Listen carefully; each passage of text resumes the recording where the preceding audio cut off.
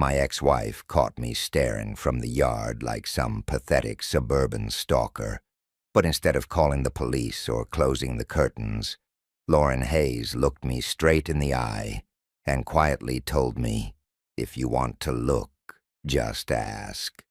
I'm Ethan Thompson, 36-year-old architect, divorced father of 9-year-old Emma, and apparently the kind of man who lurks by his own mailbox, watching his ex-wife teach our daughter to plant sunflowers in their front yard. 2 years of careful boundaries, polite co-parenting conversations, and pretending we were just friendly strangers who happened to share a child.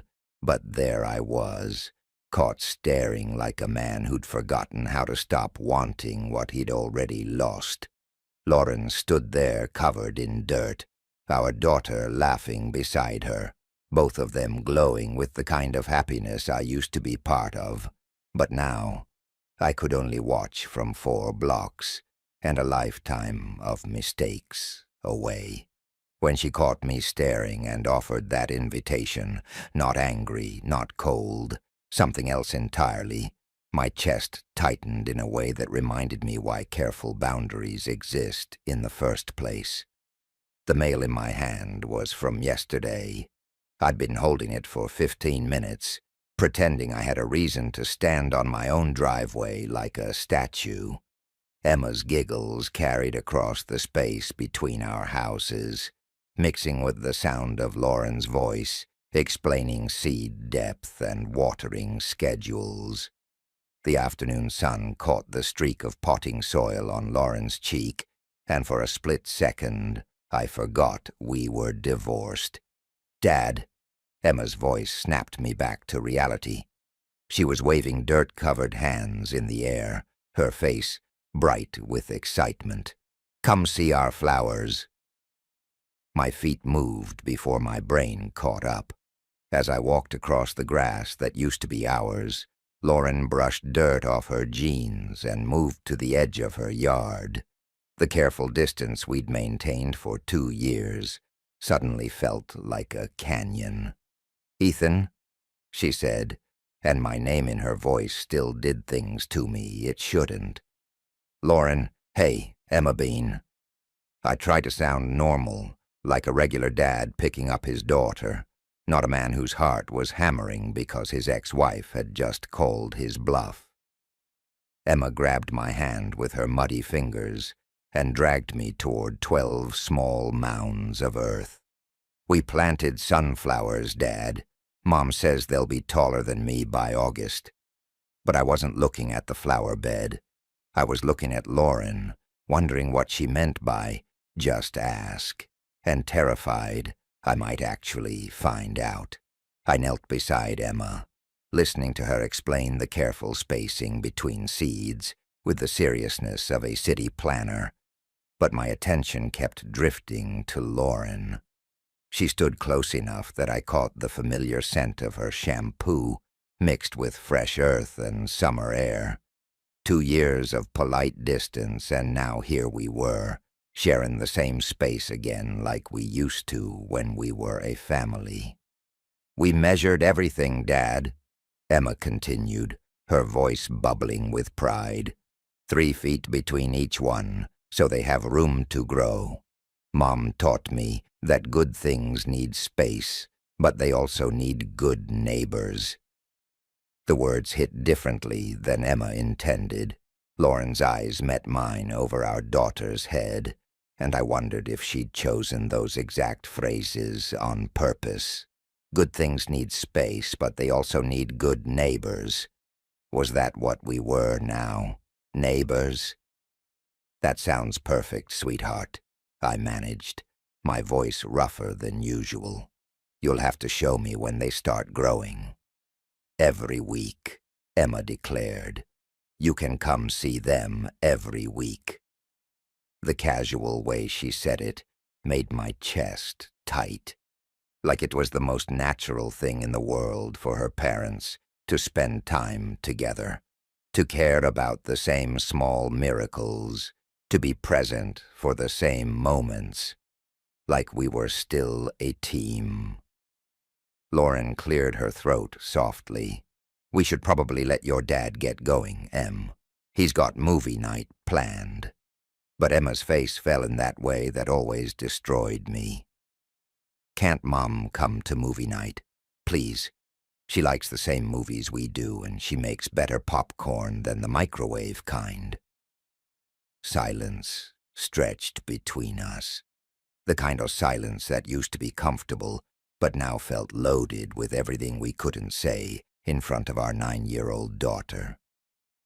Lauren looked at me, and for the first time in 2 years, I saw something other than careful politeness in her expression. Movie night is dad time, baby, Lauren said gently, but her eyes stayed on mine. Your dad and we have our arrangement. Our arrangement. God, when had love become an arrangement? When had the woman I'd promised forever become someone I scheduled time around? But why? Emma pressed, her voice getting smaller. Why do you and Dad have to live in different houses? Why can't we just be a family again? The question hung in the air like smoke. Lauren's face went soft in a way that reminded me of every bedtime story, every scraped knee she'd kissed better, every moment she'd been the heart of our little world.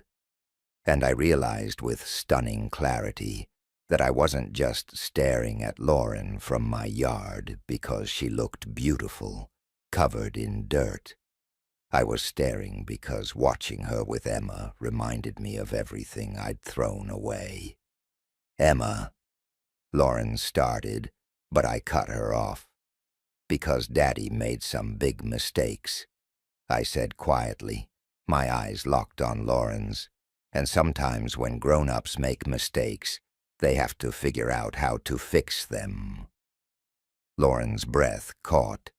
Emma looked between us with the sharp intuition kids have for detecting adult undercurrents. But you could fix them now, Emma said simply.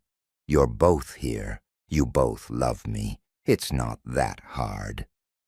Out of the mouths of babes. Lauren's eyes filled with something that looked dangerously like hope, and I felt the careful walls I'd built around my heart start to crack. Before you find out what happens next, make sure to hit that subscribe button and ring the notification bell so you don't miss the moment everything changes. Trust me, you won't want to miss what Lauren says when she finally decides to take her own advice about asking for what you want. The afternoon was getting later, shadows growing longer across the yard where my family used to play together. And standing there with dirt under Emma's fingernails and hope growing like planted seeds between Lauren and me, I had to ask myself the question I'd been avoiding for 2 years. What if some mistakes were worth fixing? What if some love was worth fighting for twice? The silence that followed Emma's simple truth stretched between us until Lauren took a step closer. Close enough that I could see the gold flecks in her brown eyes that I'd fallen in love with 12 years ago. You know what, Em? Lauren said softly, never breaking eye contact with me. Maybe movie night could use a little company tonight. Emma's face lit up like Christmas morning, but I felt my heart stop completely. Lauren, I started, but she held up one dirt-stained hand. I'm taking my own advice, she said quietly. I'm asking for what I want. Her voice dropped to almost a whisper. I want to come to movie night. I want to sit on the same couch as my daughter's father. I want to pretend for just one evening that we remember how to be in the same room without measuring the distance between us. The air felt electric with possibility and terror. Emma was practically vibrating with excitement, but I could barely breathe. What changed? I asked, my voice rough with 2 years of careful politeness finally cracking apart.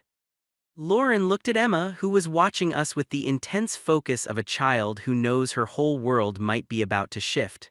Then she looked back at me.